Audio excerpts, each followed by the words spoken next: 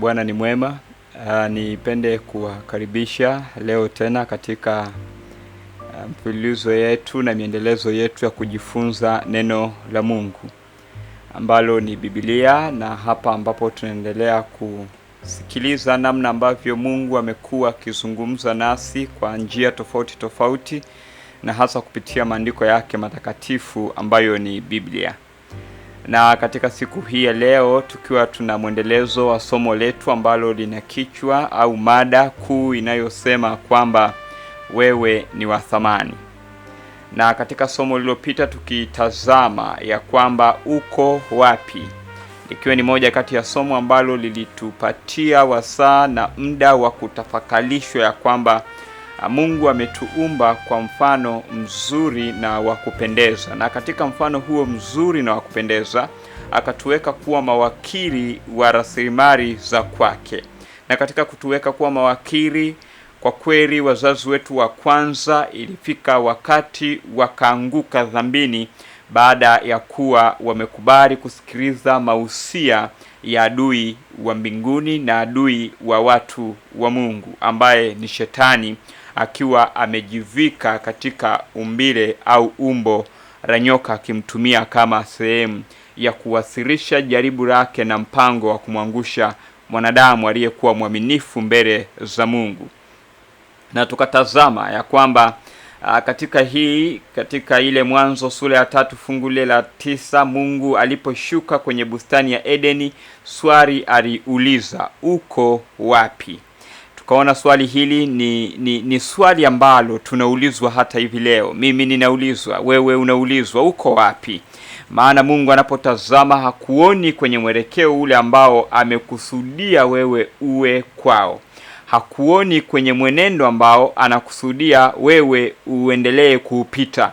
Na swali hili linabaki kuwa la msingi na tena la muhimu ya kwamba uko wapi. Tukatazama ya kwamba mbingu zimeendelea kushughulika kwa namna kubwa na tena ya ajabu, ya pekee na yenye upendo, ya kuona ya kwamba namna gani ambavyo inatutafuta. Na huu ukawa ni mpango ya kwamba kwa nini mbingu zitutafute? Ni kwa sababu mimi na wewe ni wa thamani. Na hivyo ndio maana tukawa tuna kichwa ambacho kinasema wewe ni wa thamani, nje na jinsi ambavyo wanadamu wanakutazama, nje na jinsi ambavyo maisha yanakupeleka, nje na jinsi ambavyo vitu vinaenda kwenye maisha yako, wewe ni wa thamani. Leo hii tena tunahitaji tujifunze barua kutoka juu, ya kwamba katika uthamani huu ambao Mungu ametuthaminisha, haikuishia tu hapo. Ametupatia barua ambayo barua hii tukiisoma, barua hii tunapopata muda wa kusoma ujumbe uliomo ndani yake, unatufunulia uthamani wa sisi wenyewe, jambo la kwanza, na namna ambavyo Mungu wetu anatupenda. Na kwa nini anaendelea kutuambia sisi ni wa thamani? Ni kwa sababu ya upendo wake mwingi na namna ambavyo tu wa thamani ametupatia barua kwenye maisha ya kwetu. Nikukaribishe mahali ulipo tupate kuomba pamoja. Baba yetu na Mungu wetu wa mbinguni, tunalitukuza, tunalihimidi na kulisifu jina lako. Masaa haya tena mengine ambayo tunahitaji kujifunza ukuu wa uweza wako, tunamwalika Roho Mtakatifu, yeye ambaye pekee amekuwa ni mwalimu wa ajabu kwenye maisha ya kwetu, atufundishe barua kutoka juu. Jifunue kwetu nasi tukuone katika somo hili, ni katika jina la Yesu Kristo, amina. Barua kutoka juu. Tumekuwa tunaelewa ya kwamba zipo barua nyingi. Zipo barua zikiwa katika aina mbili, barua ya kirafiki na barua ya kiofisi, ambazo hizi zimekuwa pia zikitumika katika maeneo yetu ya kazi. Lakini leo pia tunayo barua kutoka juu, barua iliyo ya pekee sana, barua ambayo Mungu anatuandikia. Zipo barua za aina mbalimbali, ambazo zingine zimeandikwa tu kwa ajili ya salamu, zikiwa ni barua za kirafiki, tukihitaji kujuliana hali sisi na wapendwa, tukihitaji kujuzana mambo mbalimbali. Lakini barua nyingine zimekuwa za maombi mbele za ofisi na wakuu wa vitengo mbalimbali. Barua zingine zimekuwa ni za shukurani. Barua zingine zimekuwa ni za kuonyesha thamani ya kile ambacho tumetendewa. Na leo tunahitaji tujifunze ya kwamba Mungu pia ametupatia barua ambayo ndani yake ina maelekezo, ndani yake ina mambo ambayo anafunua yale ambayo tusiyoyafahamu kwa upana wake, lakini ambayo tumekwisha anza pengine kuyaona kwenye maisha yetu. Barua ambayo inatufunulia na kutuweka wazi ya kwamba sisi ni wa thamani, na tunahitaji tutazame hii barua kutoka juu ni nini, na ndani yake imebeba nini hasa ambacho kinazungumzwa, na imeandikwa kwa namna gani, mwandishi wake huyu anaandika kwa namna gani. Katika kitabu kile cha waraka wa pili wa Petro, sura ile ya kwanza na fungu lile la 19 hadi la 21, yapo maneno ya pekee ambayo tunaweza tukasoma pamoja kwenye Biblia yako ulionayo. Waraka huu wa pili wa Petro na sura ile ya kwanza fungu la 19 hadi la 21 lina maneno yasemayo hivi: nasi tunalile neno la unabii lililo imara zaidi. Anasema, ambalo mkiliangalia kama taa ing'aayo mahali penye giza, mwafanya vyema mpate mpaka kutakapopambazuka na nyota ya asubuhi kuzuka mioyoni mwenu. Fungu la 20, mkijua neno hili kwanza, ya kwamba hakuna unabii katika maandiko upatao kufasiriwa kama apendavyo mtu fulani tu. Maana unabii haukuletwa popote kwa mapenzi ya mwanadamu, bali mwanadamu waliyanena yaliyotoka kwa Mungu, wakiongozwa na Roho Mtakatifu. Tuna neno la unabii. Neno hili la unabii ni barua ambayo inatoka kwa Mungu anayetupenda.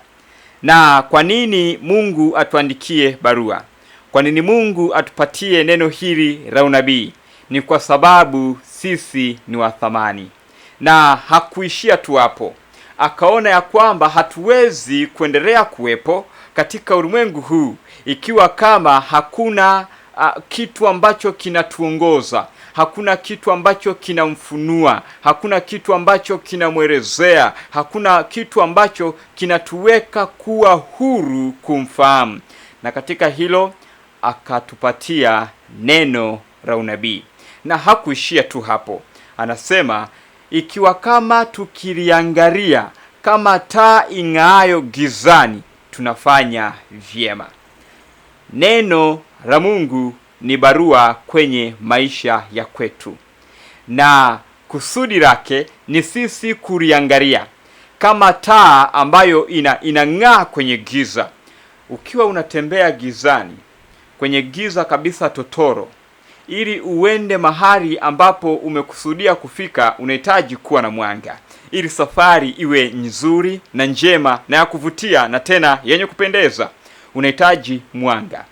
Na katika giza tulilo nalo, katika ulimwengu huu wa kwetu leo, neno la Mungu ni taa ambayo kama tukiangalia, kama tukitumia, kama tukilitumia neno hili ambalo ni Biblia, tunafanya vyema. Na tunapokuwa tukisafiri katika ulimwengu huu wenye giza, katika mambo mbalimbali, giza katika mambo ya kiroho, hatuoni mwangaza. Pengine katika giza hili yapo mafundisho mengi ya uongo, lakini neno la Mungu ni taa, itatumulikia kubainisha ukweli na uongo katika neno hili. zipo biashara za aina mbalimbali ambazo pengine hazitufikishi kwenye viwango ambavyo tunatamani tufike kwavyo. Neno la Mungu limebaki kuwa ni taa ambayo inaweza kutumulikia. Na katika neno hili la Mungu, katika fungu la 20 anasema, halikutolewa kama tu mtu apendavyo, bali wanadamu waliandika kwa uvuvio wa Roho Mtakatifu. Biblia imekuwa ni moja kati ya vitabu vya pekee. Biblia ni mkusanyiko wa vitabu vipatavyo 66. Na katika vitabu hivi, moja kati ya mambo ya pekee sana ambayo yamekuwa yakiendelea kutazamwa katika Biblia ni namna ya pekee ilivyoandikwa. Biblia imeandikwa na waandishi tofauti tofauti ambao wameandika Biblia hii katika wakiwa wanatokea kwenye matabaka tofauti tofauti. Wengine wakiwa ni wafalme, wengine wakiwa ni wakulima, wengine wakiwa ni wavuvi. Lakini katika uandishi huu ambao wameiandika Biblia hii, kwa sababu waliongozwa na Roho wa Mungu, wameweza kuandika Biblia katika nyakati tofauti kabisa, katika zama tofauti tofauti, na bado wakawa wakileta mawazo ambayo yalikuwa yanafanana, yalikuwa yenye mtiririko mmoja. Tofauti hii ya waandishi hawa imechangia utajiri na uzito wa Biblia, kwa kuwa inafunua jinsi Mungu anavyojidhihirisha na wanadamu yao tofauti tofauti. Sikiliza hii. Biblia bado inabaki kuwa ni neno la pekee, kuwa ni taa ya maisha ya kwako, kuwa ni taa ya maisha ya kwangu. Zaburi 119 na lile fungu la 105, yapo maneno ya pekee ambayo yanatueleza juu ya Biblia kama barua itokayo kwa Mungu kwa ajili yako na kwa ajili yangu. 119 na lile fungu la 105 anasema, neno lako ni taa ya miguu yangu na mwanga wa njia yangu. Neno la Mungu limebaki kuwa ni taa inayotumulikia kwenye giza, ili utembee salama, ili ufike salama mahali unapokwenda. Neno la Mungu ni la thamani. Kwenye giza yoyote unahitaji mwangaza wa kukumulikia. Hata katika ulimwengu huu, katikati ya kukatishwa tamaa, katikati ya kujiona ya kwamba wewe sio wa thamani, katikati ya changamoto unazozipitia, neno la Mungu ni taa. Na tena sio tu taa ambayo inaweza ikakuongoza kukupeleka mahali pasipo kweli. La hasha, ni taa ambayo inakuongoza kwenye kweli yote. Kwa nini kweli yote? Katika waraka wa pili wa Timotheo na lile fungu la pili, waraka wa pili wa Timotheo sura ile ya 3 na lile fungu la 16, yapo maneno haya ya pekee jioni hii ya leo. Sura ya 3 na fungu la 16 inasema, kila andiko lenye pumzi ya Mungu lafaa kwa mafundisho na kwa kuwaonya watu makosa yao na kwa kuwaongoza na kwa kuadibisha katika haki, ili mtu wa Mungu awe kamili, amekamilishwa, apate kutenda kila tendo jema. Neno la Mungu ambalo ni Biblia, ambalo ni barua kutoka kwa Mungu, rafaa kwa mafundisho, rafaa kwa kuonya, rafaa kwa kuongoza. Kwa hiyo unapokuwapo katika maisha haya, kubali kuongozwa kwa neno la Mungu. Mahali ulipo, kubali kutembea sawasawa na neno la Mungu.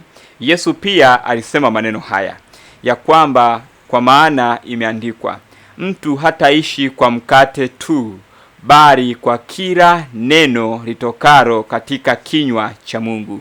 Biblia ni neno la Mungu lililoandikwa kwa uvuvio wa Roho Mtakatifu, ambalo linafaa kabisa kutufundisha, kutuelekeza, kutuonya na kututakasa, kutuweka katika njia iliyo bora na kutupatia matumaini. Neno hili linatupatia matumaini. Ni kupitia katika neno hili pekee ndipo ambapo tunakumbushwa ya kwamba sisi ni wa thamani, wewe ni wa thamani. Kwa nini? Kwa sababu kwa upendo wa pekee ambao Mungu alikupenda, ameamua kukupatia Biblia kuwa barua ambayo ndani yake inakufunulia wewe ulivyo wa thamani, na inafunua namna ambavyo Mungu huyu yuko karibu nasi daima.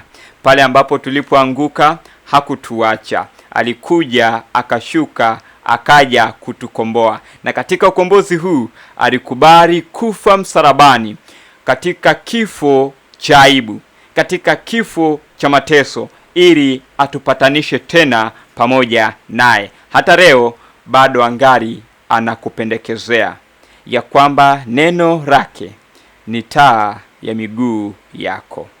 Unapokuwa ukipanga kusafiri katika ulimwengu huu, unapokuwa ukipanga kufanya biashara, unapokuwa ukipanga kuwa na ndoa yenye amani, unapokuwa ukipanga kuwa na familia yenye utulivu, familia yenye maadili, familia yenye nidhamu, unapokuwa ukipanga kuwa na ofisi yenye umoja, ofisi yenye mshikamano, ofisi yenye utendakazi na uwajibikaji ambao usiotarajia rushwa, yenye haki, neno la Mungu ni taa. Unapokuwa ukipanga kutawala katika nchi yenye haki kabisa, katika mahali ambapo heshima itafuatwa na haki itatendeka kwa wakati wake, neno la Mungu ni taa. Mahali ulipo, kumbuka neno la Mungu ni taa. Hii ni barua ya pekee kwa sababu ya sisi ni wa thamani, na katika uthamani huu Mungu ametupatia neno lake ili lituongoze, ili liniongoze. Hebu kubali kutenga muda wako wa pekee, muda mchache wa kuwa na mazungumzo pamoja na Mungu kupitia neno lake. Nami nikualike mahali ulipo ya kwamba huu uwe uchaguzi wako, uwe uchaguzi wa familia yako, uwe uchaguzi wa ofisini kwako, kuwa na muda wa kutafakari neno la Mungu, ili kupitia kwalo uongozwe kuishi sawasawa na sheria ya kimbingu, uongozwe kuishi sawasawa na upendo utokao juu. Maana hii ni barua kwa ajili yako na barua kwa ajili yangu. Tuombe. Baba yetu wa mbinguni, tunashukuru kwa ajili ya barua hii ya pekee ambayo ulikusudia iwe taa na mwongozo wa maisha yetu. Tujapopita katika giza kwenye maisha haya, umetupatia Biblia kuwa ni mwongozo wetu.